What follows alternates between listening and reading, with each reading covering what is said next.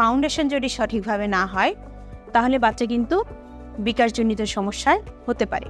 যাদের delay development হচ্ছে কিংবা যাদের অন্য কোনো ডায়াগনোসিস আছে যে সে 3 থেকে 6 মাসের ভিতরে এখনও কাত হতে পারে না, তাহলে বুঝতে হবে যে 6 মাস পার হয়ে গেছে এখনও পারছে না, তার মানে বুঝতে হবে বাচ্চার কোনো না কোনো অসুবিধা অবশ্যই আছে, কারণ 6 মাসে তার কাত হয়ে যাওয়ার কথা।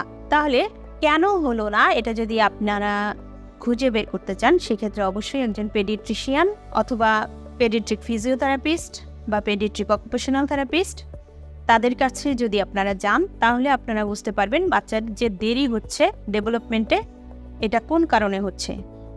অনেক সময় বাচ্চাদের সেরিব্রাল পালসি থাকলে দেরি হয় ডেভেলপমেন্টে, অনেক সময় বাচ্চার এমনিতেও মোটর ডিলে থাকলেও দেরি হতে পারে, তো ওটা আপনারা খুঁজে বের করতে পারবেন।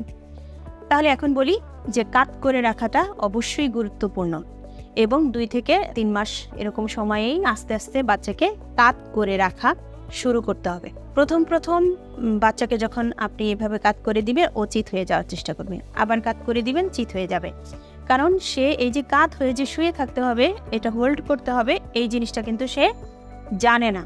এবং তার যে মাংসপেশি আছে, যেই মাংসপেশিগুলো এই কাজে ব্যবহৃত হয়, সেই মাংসপেশিগুলো সেই পরিমাণ শক্তি স্ট্যাবিলিটি আসে নাই, যার কারণে সে কাত হয়ে থাকতে পারে না। যেখানে তার 15 মিনিটের মতো কাত হয়ে থাকার কথা এক পাশে 10 থেকে 15 মিনিট, সেখানে হয়তো সে 2-3 মিনিটও থাকতে পারবে না, সে আবার চিত হয়ে যাবে।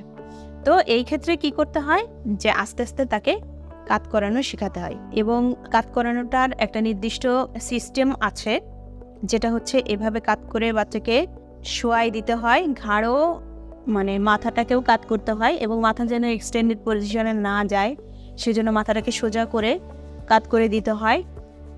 হাত, নিচের হাতটা সোজা থাকবে আর উপরের হাতটা এরকম ভাবে একটু বাঁকা পজিশনে থাকে, নিচে পাটা সোজা থাকে এবং উপরের পাটা হাঁটুটা ভাঁজ করা অবস্থায় এরকম ভাবে থাকে। তো এরকম করে রাখলে আস্তে আস্তে বাচ্চা এই পজিশনে থাকার অভ্যাসটা তৈরি হয়।